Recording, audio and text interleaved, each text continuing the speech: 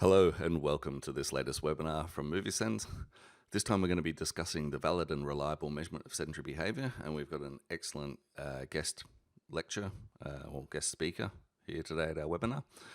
But we'll just wait a couple of more moments, just as I think we all know, there's usually a few little stragglers that crawl in the first few minutes. So we're just going to give a little bit of time. So if you want to go and quickly finish making that coffee, you can go and do that, and we'll start in about 2 minutes from now.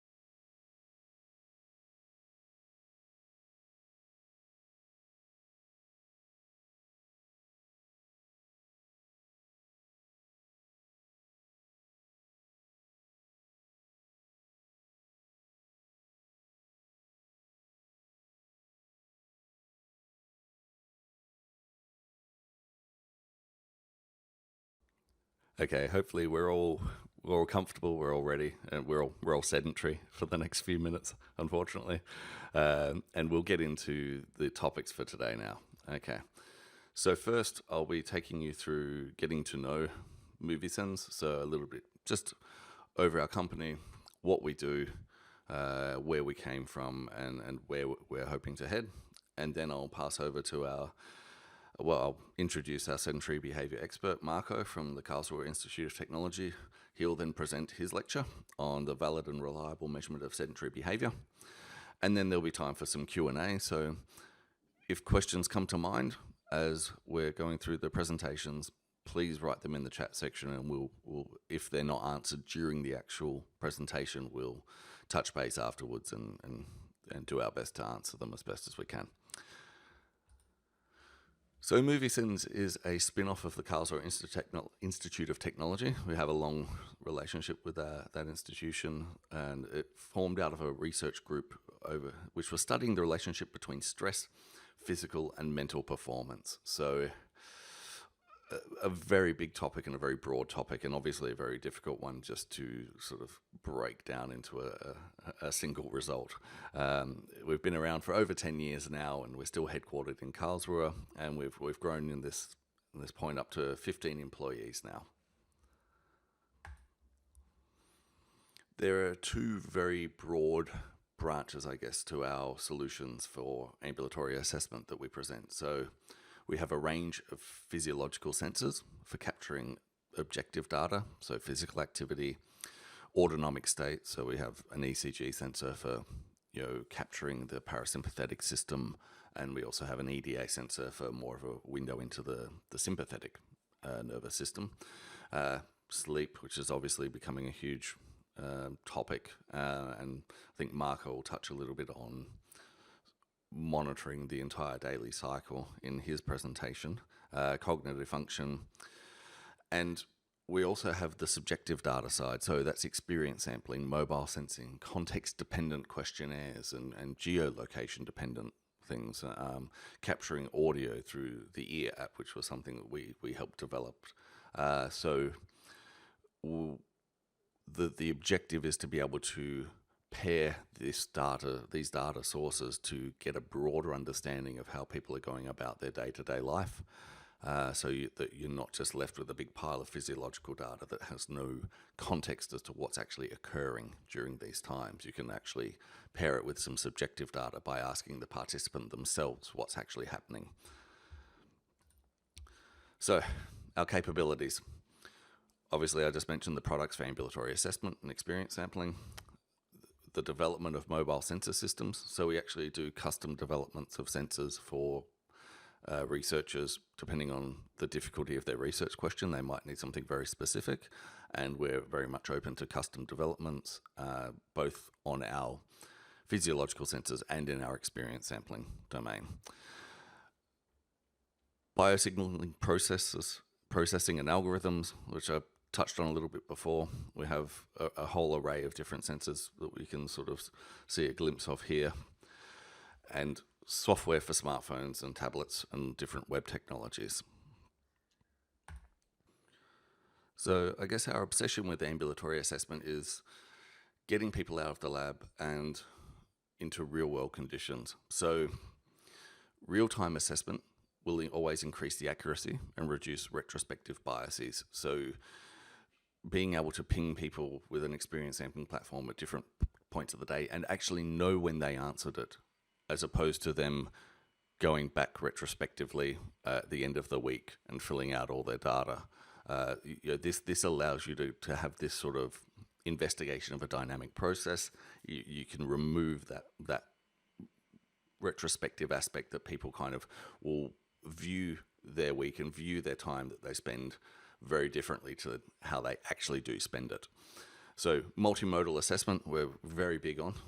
So integrating physiological and psychological and behavioral data. So you have the broader picture of what the participant is actually doing, and you can understand, or hopefully draw conclusions as to why they're doing what they're doing, and setting or context-specific interactions that you just won't get in the laboratory. You'll get people interacting in certain contexts that you just won't be able to simulate in a laboratory condition.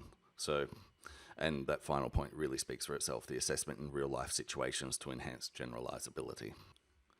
So, our experience sampling concept, we have a web platform where you can design the elements of your study. So you can design the forms, what questions will be asked, how you'll be asking them, what feedback you'll be sort of seeking from the participant.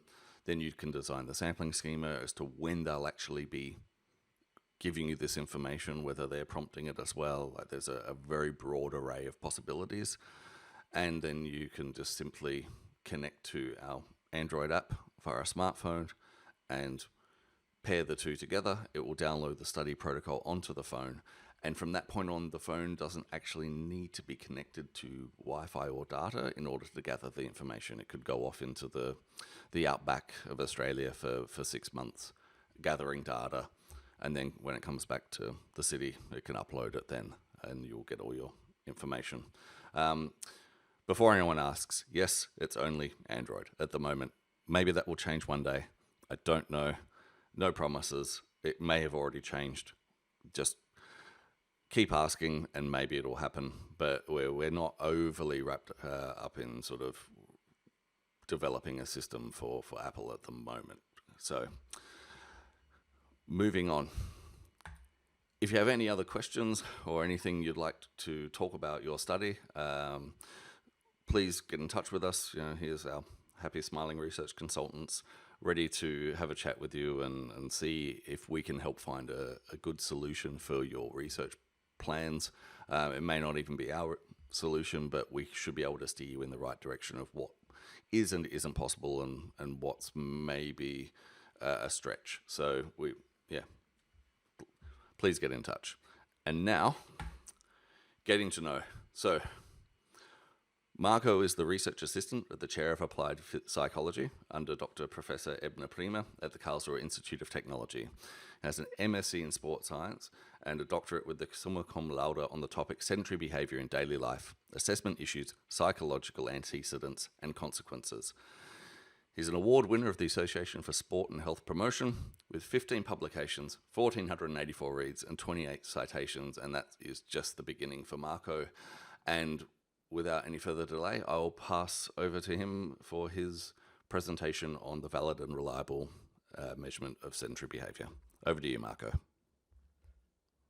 Thank you, Darren, for your introduction and for introducing me. And thank you to Movie Sense for the invitation and the opportunity to talk now about my research experiences. And of course, a warm welcome to everyone who's now attending the webinar to follow the presentation about the topic sedentary behavior in daily life, assessment issues, and psychological consequences and antecedents. My talk comprises following topics. After a short introduction, I will continue with some results of a validation study. Thereafter, I will introduce sedentary-triggered EMA as an innovative approach to collect contextual information. Thereafter, I will give an example of how we can use this approach to examine reciprocal relationship between sedentary behavior and mood in daily life. And finally, I conclude with some discussion points. In health research, the interest in sedentary behavior increases largely over the last decade. In this figure here, you can see that the sedentary behavior is not a new lifestyle behavior. There were already some studies that referred to potential risks more than 60 years ago. For example, Morris and colleagues have shown that bus drivers who are known to sit a lot are at an increased risk for cardiometabolic diseases. However, a global research interest started around 2002, and since then the number of publications per year increased largely. So we saw on the last slide that in 2002 the number of publications started largely, and if we see now the figure presented by Owen and colleagues, which provides some information about the usage and the development of methods for assessing sedentary behavior, then we can see that, interestingly, the first findings about sedentary behavior based on a single self-reported item which concerns just the amount of watching TV. So if we talk about reliability and validity, I would say those single items are a weak estimation for general sedentary behavior. Furthermore, in line with the limitations of self-reported, the recent published meta-analysis by Prince and colleagues have shown that compared to device-based measurements, subjective methods underestimated sedentary time by around 1.7 hours per day. Fortunately, the possibilities of collecting information via device-based measurements increased over the last decades tremendously. So researchers have today the opportunity to collect information, collect dense information continuously about physical behavior via so-called wearables or accelerometers. And what is necessary to collect valid information about sedentary behavior? According to the Sedentary Behavior Research Network, sedentary behavior can be defined as any waking behavior characterized by an energy expenditure from less or equal 1.5 metabolic equivalents while in a sitting, reclining or lying posture.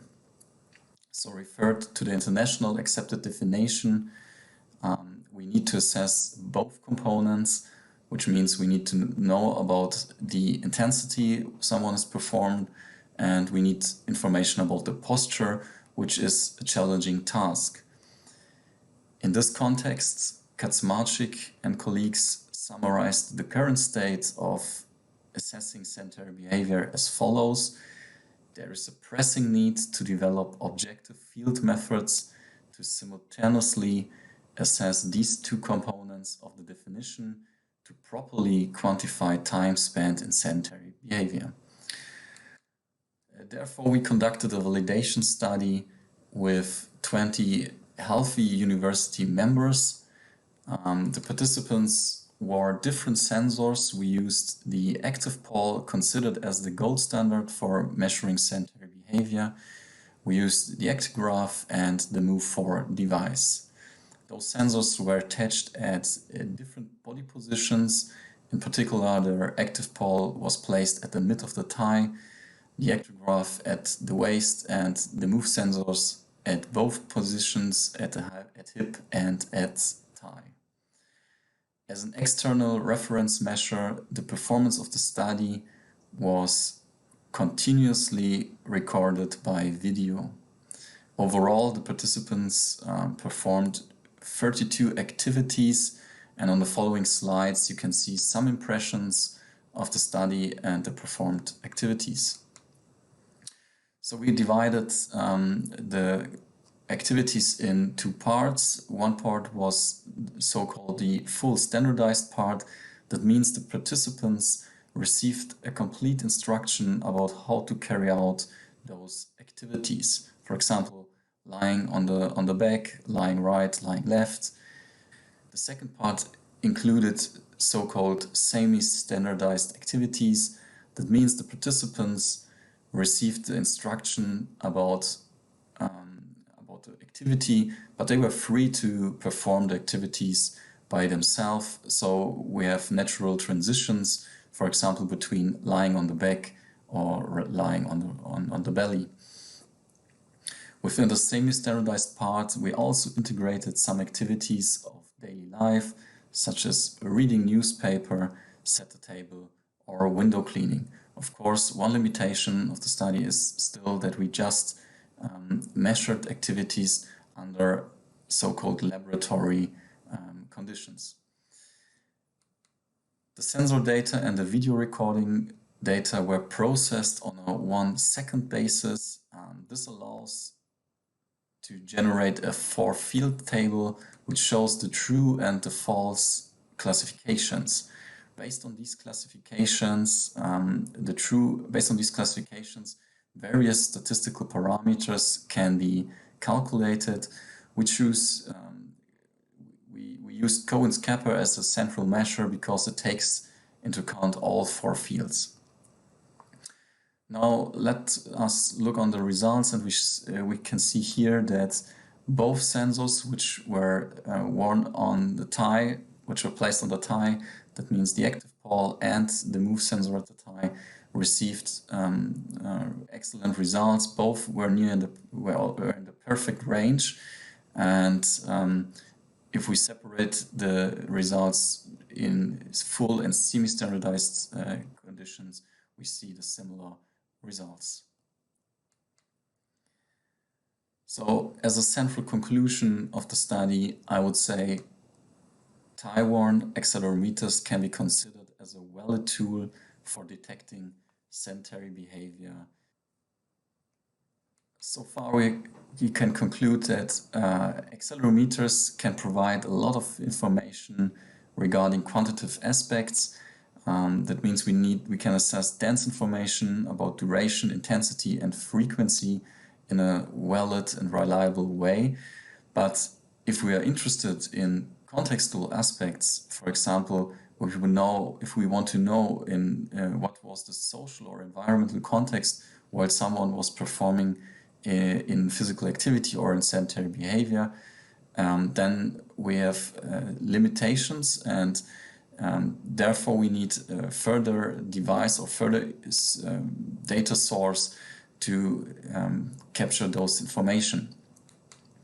In everyday life, the ambulatory assessment methodology has proven to be a feasible approach to capture self-reported contextual information in real time.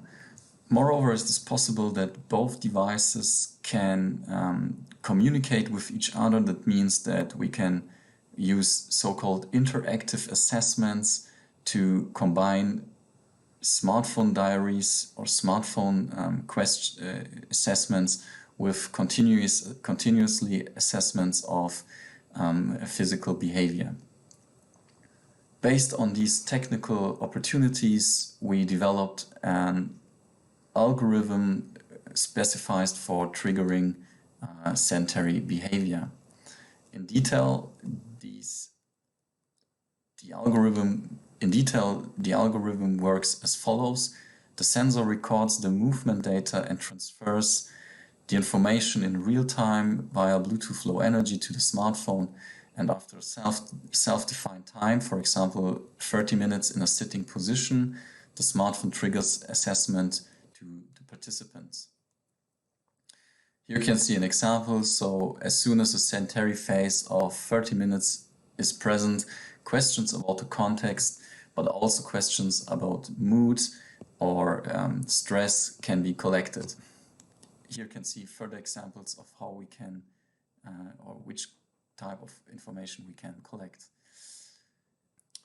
So we tested the accuracy of this approach in 3 independent samples, and furthermore we compared the accuracy to simulations of random assessments such as every 90 or 120 minutes.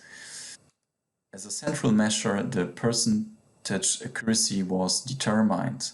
For this purpose, we first identified all sedentary phases that could potentially triggered through accelerometers. So overall, across all studies, we collected around 4,000 phases, and each dot represents a phase, and the length of the study is plotted on the y-axis. Assuming now we would start a query every 2 hours. So in this case, we would obtain contextual information in approximately 32% of all phases. Of course, only if the participants also answers the questions. In a second simulation, we reduced the interval between queries to 90 minutes, and we can see that this will increase the possibility to obtain contextual information by further 10%. Compared now to the simulations, if we use the sedentary triggered algorithm, we can increase the possibility by 30%. So overall, in 83% of all phases, we had a chance to collect contextual information. As a conclusion of the study, I would say sedentary triggered EMA is an accurate method to capture contextual information during sedentary periods. I will now go on and would like to show how we can use this approach to examine the relationship between sedentary behavior and mood in daily life.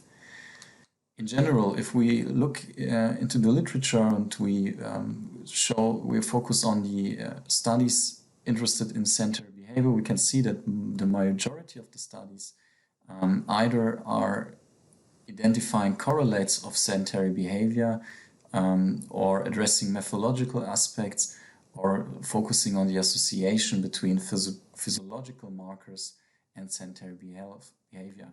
In contrast, the association between mental health and sedentary behavior remained largely unconsidered.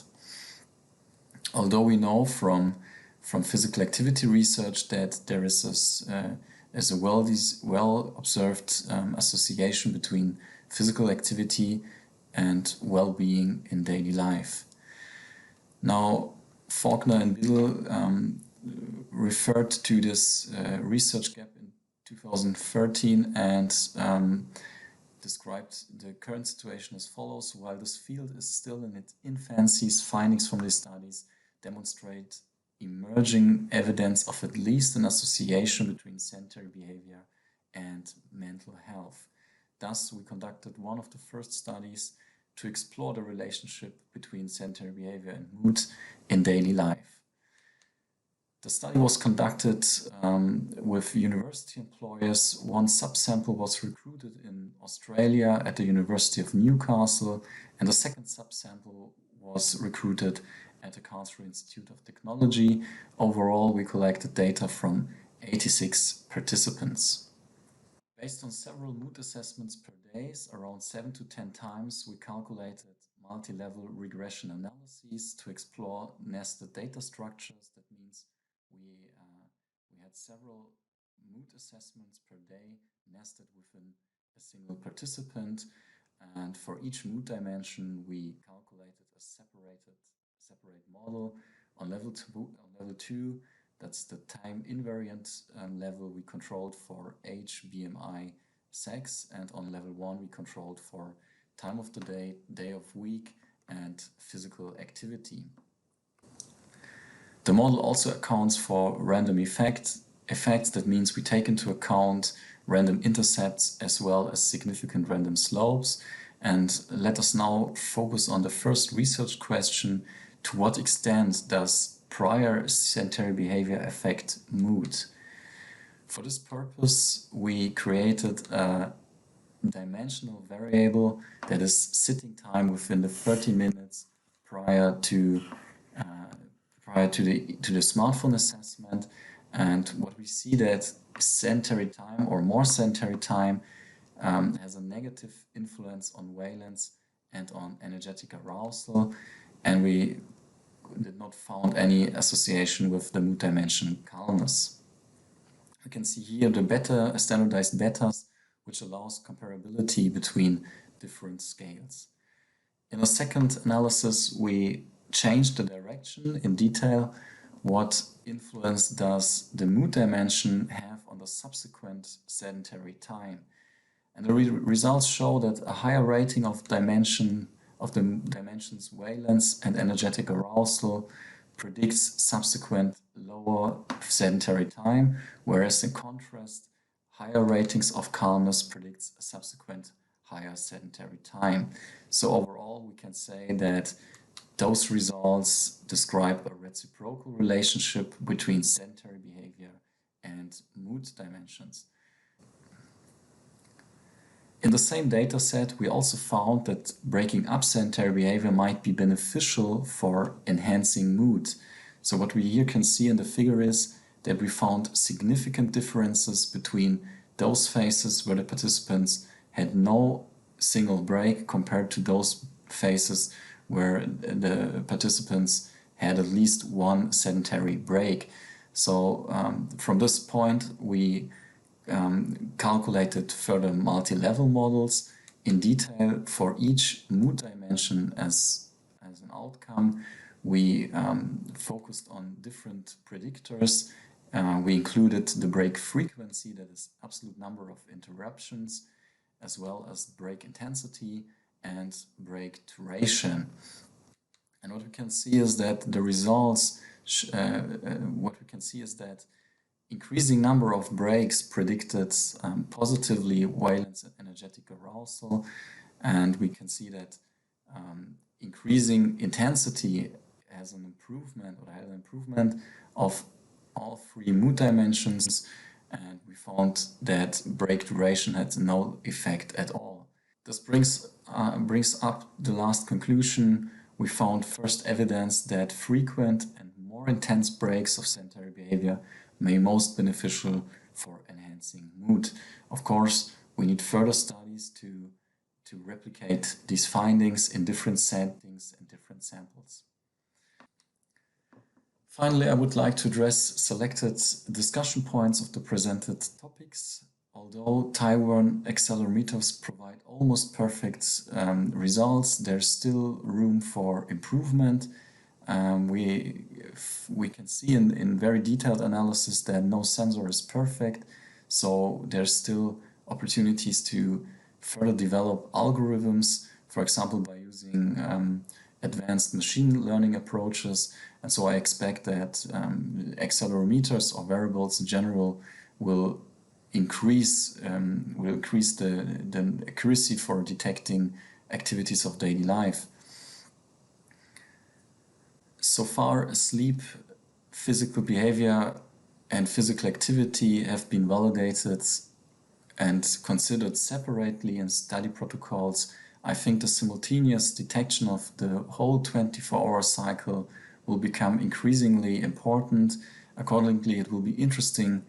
To observe, to see how study protocols will change in future.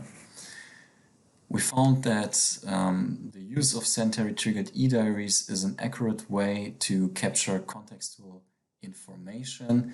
And of course, this approach can be adapted for interventions, and especially for just-in-time interventions, it offers all prerequisites. We further expect that those interactive assessments can be further developed. For example, there's just one scenario for the future, that we may combine not only smartphone assessments and sensor data, we also can combine those data with sit-to-stand workstations, such as high adjustable tables. We also identified a reciprocal relationship between sedentary behavior and mood, which in turn raises the question of causality and how this can be investigated in everyday life. So we will expect that further methodological approaches will be needed to answer those questions. Furthermore, there's an ongoing discussion about the independency between sedentary behavior and between physical activity and sedentary behavior. So can physical activity counter the negative effects of sedentary behavior? Currently, statistical methods such as compositional data analysis already provide insights. And consistent with the literature and also with recent published health guidelines by the World Health Organization, I think everyone would agree that reducing sedentary behavior will be an important task, especially from a preventive perspective. Accordingly, there is a need for further studies that intervene at both the behavioral and the environmental level, and we need to figure out how effective those interventions might be in different settings and samples. And one long-term goal might be to create more detailed recommendations about sedentary behavior, especially how we should break up sedentary behavior during daily life for improving physical and mental health. So thank you everyone for listening, and I'm now really excited to answer any questions.